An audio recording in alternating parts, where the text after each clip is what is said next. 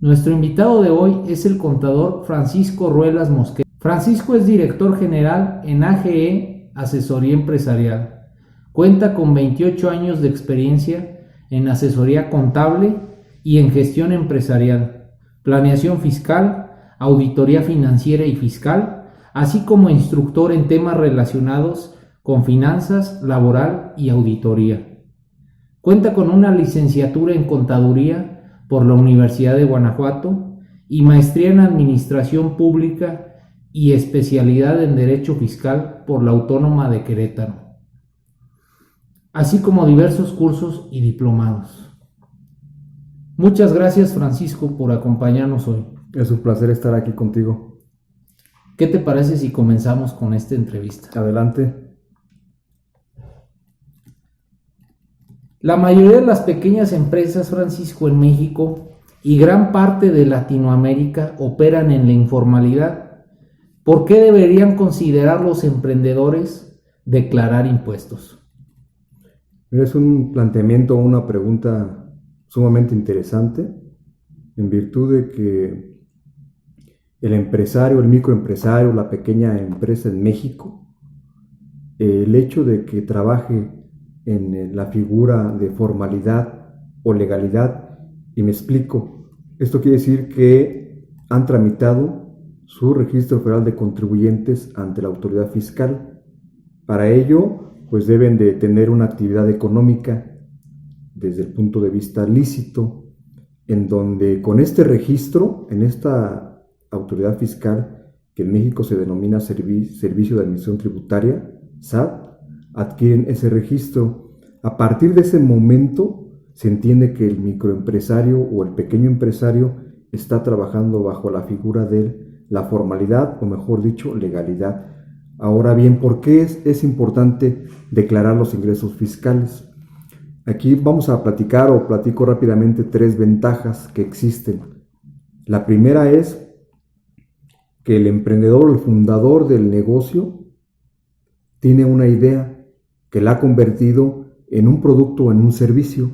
Entonces, para que ese producto o servicio esté blindado o esté blindada su creatividad, es necesario registrar este producto o servicio en el Instituto Mexicano de la Propiedad Industrial, por sus siglas conocido como el INPI, en donde este instituto va a proteger jurídicamente el producto o servicio, ya sea que haya registrado la patente, la marca, el aviso o el nombre comercial. Entonces ahí está blindando su negocio ante cualquier mal uso de los competidores que actuaran de mala fe en utilizando o malversando el producto o el servicio que ha creado esa idea el emprendedor. Entonces esa es la primera ventaja, proteger la creatividad del negocio.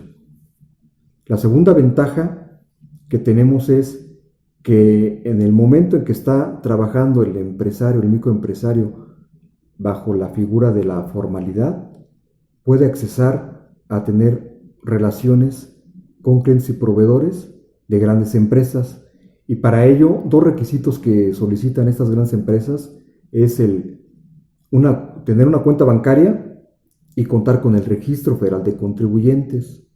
Entonces, solo con estos 2 requisitos puede accesar a poder tener esa relación de negocios con empresas de nivel mayor que las del emprendedor.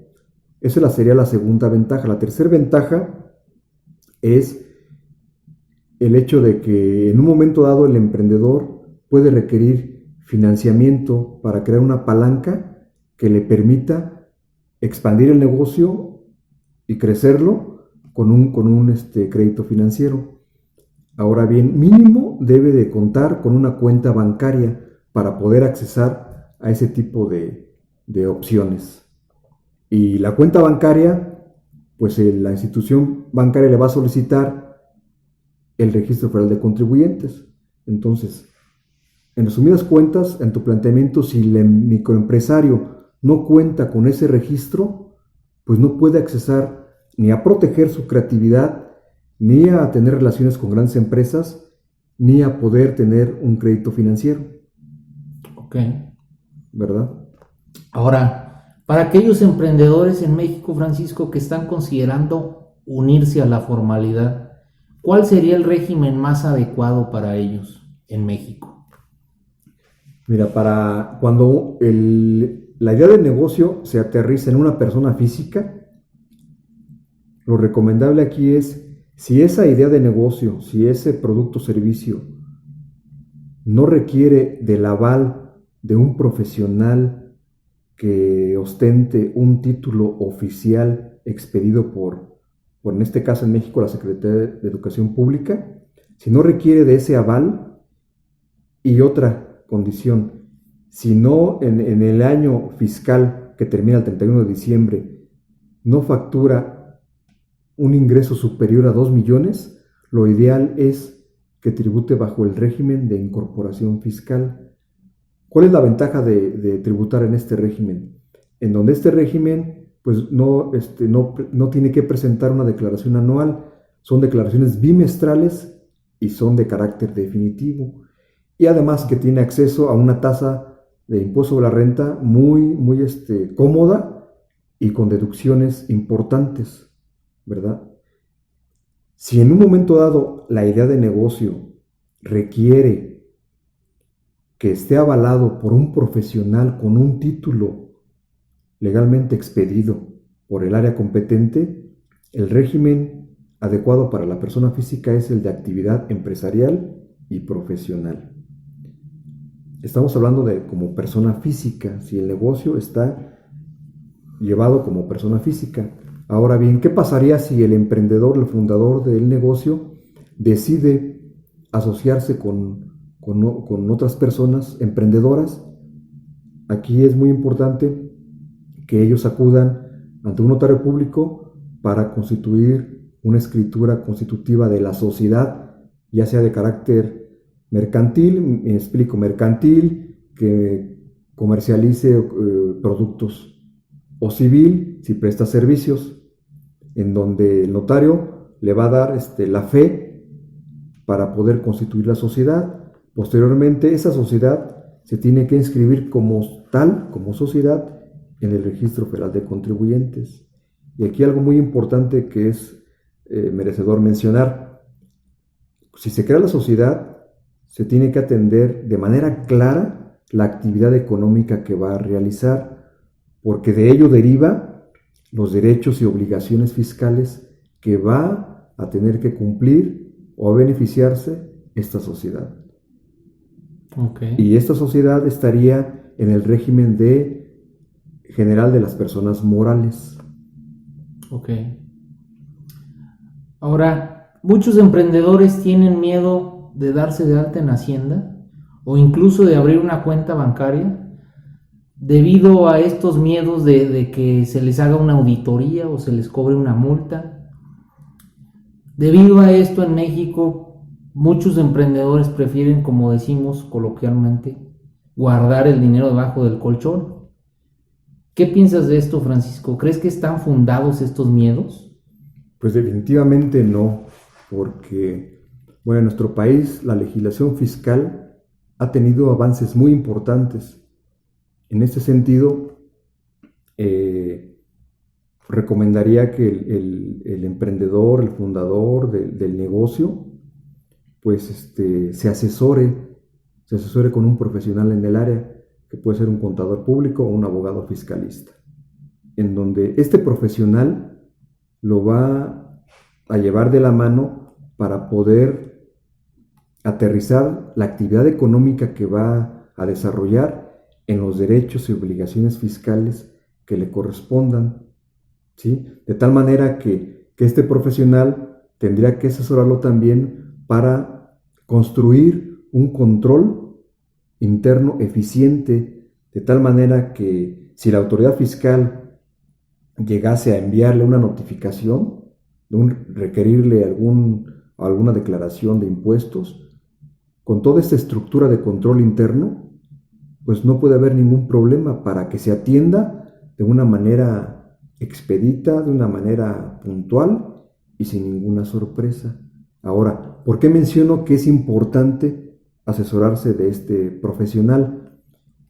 Porque el riesgo en que caería este empresario al tener el dinero, como decimos aquí en México, debajo del colchón, estaría en riesgo la protección de su patrimonio, porque en un momento dado, si tiene ya sus ahorros guardados en efectivo, lo más viable es que cuando tenga ese ahorro vaya a tomar la decisión de adquirir un bien, un activo.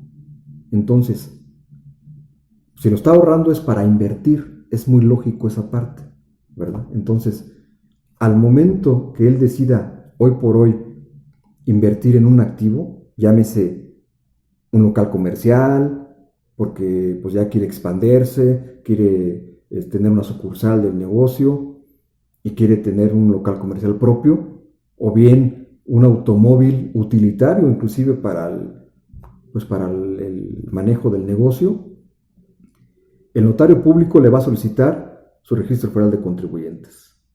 La concesionaria de automotriz, por lo mismo, le va a solicitar el registro federal de contribuyentes. Y si él obviamente, como está en la informalidad, no lo tiene, no lo tramita, no le ha interesado, pues no va a poder acceder a ese tipo de inversión. Y aquí se me ocurre algo que puede suceder.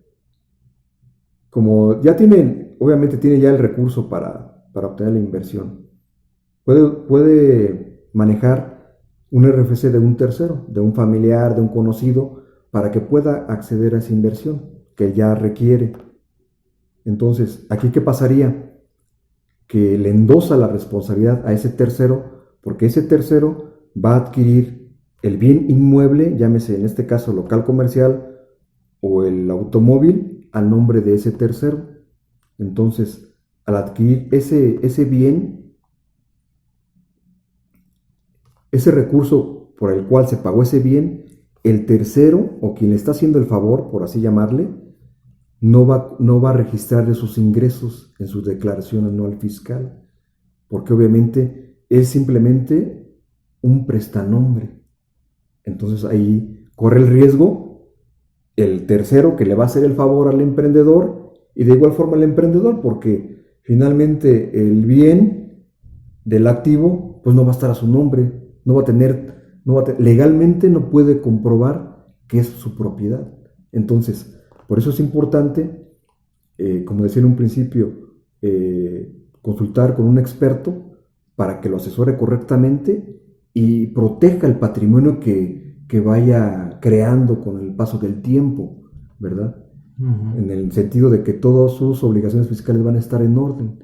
Ahora bien, pues hay derechos, como lo dije yo, hay derechos y obligaciones. Los derechos consiste en que ese profesional lo puede asesorar para estructurar una estrategia fiscal adecuada a su actividad económica y pagar lo que le corresponde, ¿verdad? Ok, sí, todo pro lleva un costo. Exactamente. Exacto. Ahora, ¿qué ventajas hay al tener acceso al crédito?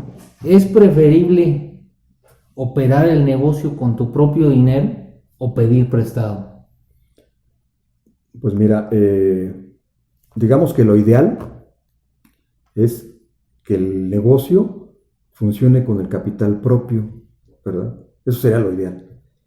Y si en un momento dado no pasa esta situación, pues desde mi punto de vista, la segunda opción sería conseguir el capital a través de familiares o de amigos. ¿Y por qué? Pues porque a través de estas personas puede conseguir el emprendedor tasas nulas de interés o bien a tasas muy bajas, dado que hay una relación estrecha entre el familiar o el amigo o el conocido, ¿verdad? Digamos que esa sería como que la segunda opción. La tercera opción, pues ya sería el tratar de conseguir un crédito financiero. Aquí es muy importante, antes de solicitar un crédito financiero, que en un momento dado los bancos traen una política de otorgar créditos inclusive sin un sustento, simplemente porque tal vez tiene una tarjeta de crédito, porque tiene una tarjeta en donde el banco puede visualizar que hay operaciones, pero eso no quiere decir que haya un buen manejo en la administración, ¿verdad? Entonces, lo que yo sugiero es que antes de solicitar un crédito financiero, pues se trabaja en una corrida financiera. Una corrida financiera es muy simple.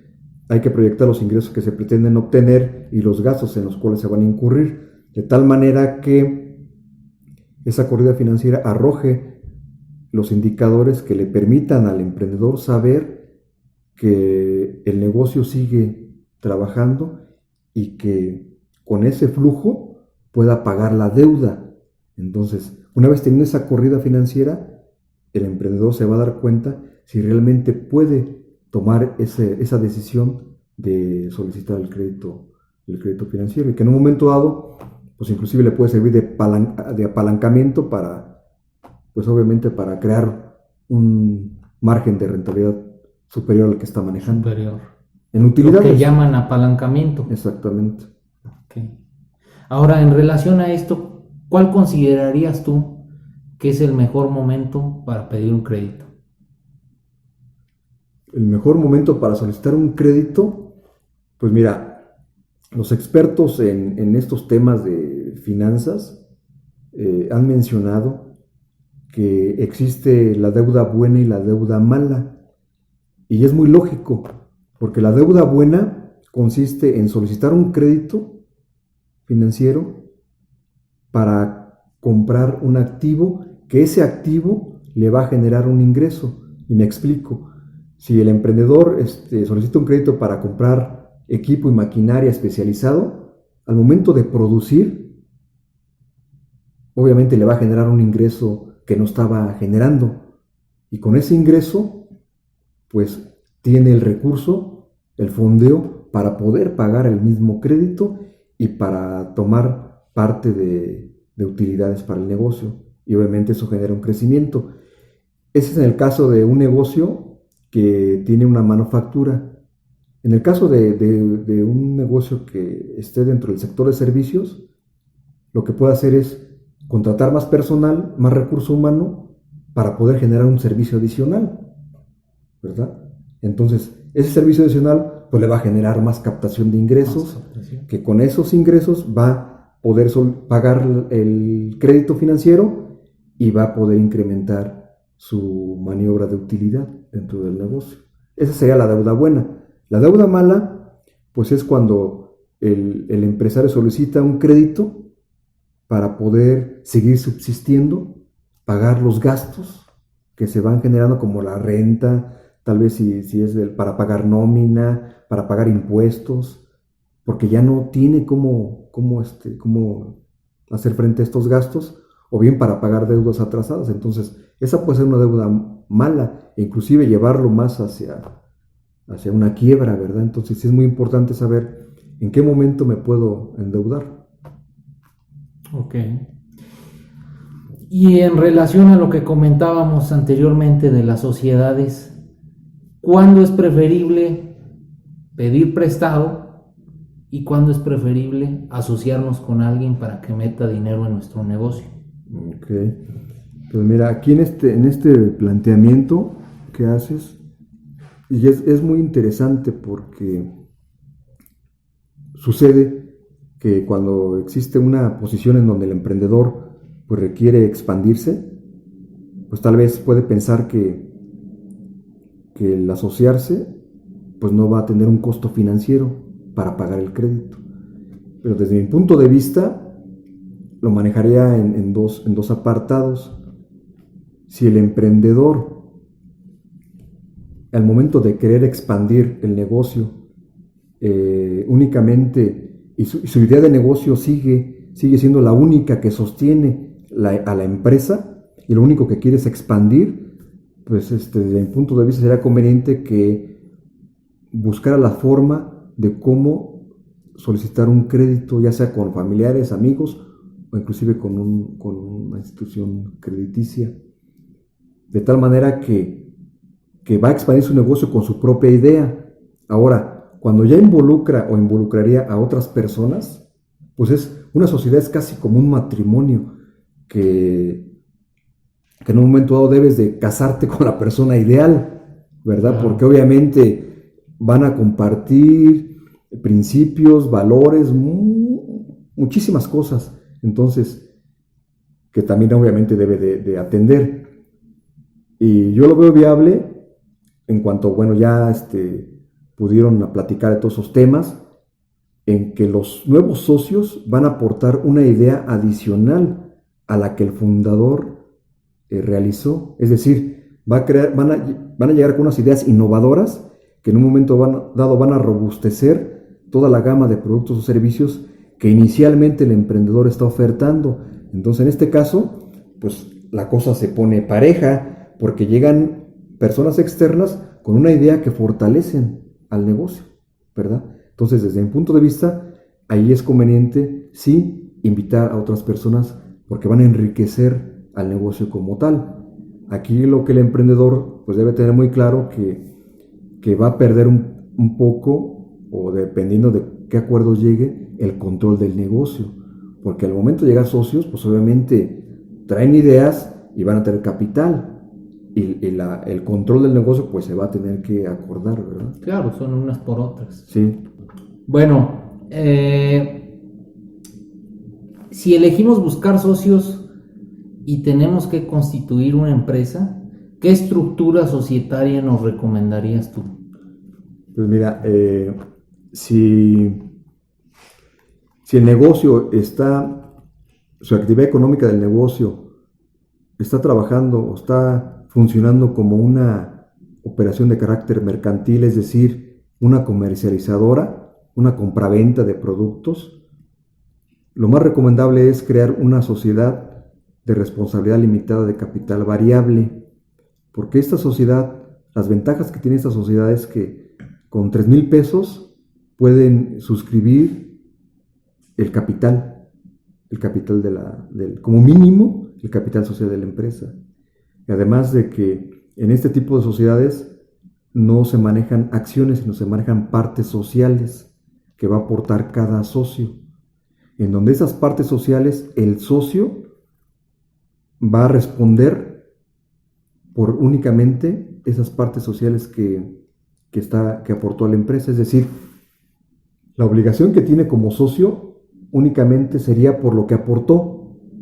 Ningún tercero, ningún acreedor puede solicitarle el capital personal de su patrimonio, sino simplemente va a responder por lo que aportó en la sociedad. Digamos que esas serían las dos ventajas más relevantes que ofrece este tipo de sociedades. Y si en un momento dado el negocio o la actividad económica se trata de un servicio, lo recomendable sería crear una sociedad civil. Esta sociedad civil tiene algunas bondades, unos beneficios en materia de impuestos. Entonces, sí sería conveniente que lo manejaran bajo esta estructura, porque sí me he dado cuenta o he visto que hay negocios que realmente están ofreciendo un servicio, nada más un servicio, y su régimen jurídico corresponde a una sociedad anónima de capital variable. Entonces, esa parte sí es muy importante, porque no es que esté mal, pero si lo tuvieran en una sociedad civil, pues tuvieran beneficios adicionales. Menos impuestos. Exactamente. Eso me gusta. Así es. Finalmente, Francisco, y de manera general, ¿qué recomendarías a todos los emprendedores que están buscando montar un negocio en esta época tan difícil con todo esto de la pandemia? Fíjate que es una pregunta, pues, un tanto cuanto relevante y además, pues, complicada por estos tiempos. En mi experiencia, en estos temas empresariales, y obviamente en esa experiencia, aterrizándola al mundo actual, podría mencionar tres recomendaciones. La primera sería que el emprendedor tenga una idea, trabaje sobre una idea, puede tener varias ideas, pero lo ideal sería que esa idea de negocio respondiera a una solución que en la actualidad no existe, que sería el primero que incursionaría en ese mercado. Y lo más importante, si esa idea de negocio al aterrizarla está dentro del sector servicios todavía cobra una mayor relevancia desde mi punto de vista, porque el sector servicios no requiere mucha inversión en activos, en maquinaria, equipo de transporte, equipo inmobiliario. Entonces, al no tener mucha inversión, pues obviamente se facilita más en estos tiempos crear una idea de negocio en el sector servicios, en donde no hay una inversión relevante. Lo único que quedaría es consolidar esa idea dentro del sector servicios. Digamos que esa sería la primera recomendación. La segunda, que el modelo de negocio que va a desarrollar, y me explico, el modelo de negocio se entiende con la propuesta de valor que le va a dar al cliente y con toda la estructura que toda empresa debe de tener. Y la estructura me refiero a la operación, al área de finanzas, al área de recursos humanos, a la tecnología, a la comercialización. Aun y cuando la empresa sea lo más pequeña posible, siempre va a haber esos 5 ejes. Puede ser que el mismo fundador los realice, sin embargo, siempre van a existir. Entonces, el modelo de negocio consiste en eso. ¿Qué propuesta de valor se le va a dar al cliente con toda esta estructura? Ahora, el modelo de negocio tendrá que ser de manera muy específica para entregarle una solución que realmente el cliente requiera. Porque en ocasiones creamos un negocio, una idea con nuestra pasión, que es importante, obviamente de ahí nace, pero también tenemos que considerar que le sea de utilidad al cliente y que le sirva al cliente, porque a veces nos quedamos en la pasión y creemos que esa idea fabulosa que nos apasiona le va a ser de utilidad al cliente, y a veces es importante adecuarla, hacer investigación, qué es lo que requiere el cliente, identificar al tipo de cliente al cual vamos a abordar, vamos a solucionarle su necesidad, ¿verdad? Entonces, crear un modelo de negocio específico para responder exactamente lo que quiere y lo que necesita el cliente. ¿Por qué? Porque si llegamos a ese punto, vamos a tener clientes contentos, clientes satisfechos, clientes leales. El cliente paga. Exactamente. Fidelizando a los clientes, pues es lo mejor que podemos hacer. Y qué mejor hacerlo desde un principio, cuando está todo en un plan de negocios, en un proyecto, ¿verdad? Digamos que sería la segunda recomendación. La tercera, tratar de buscar la forma de generar ingresos recurrentes. ¿Y a qué me refiero con ingresos recurrentes?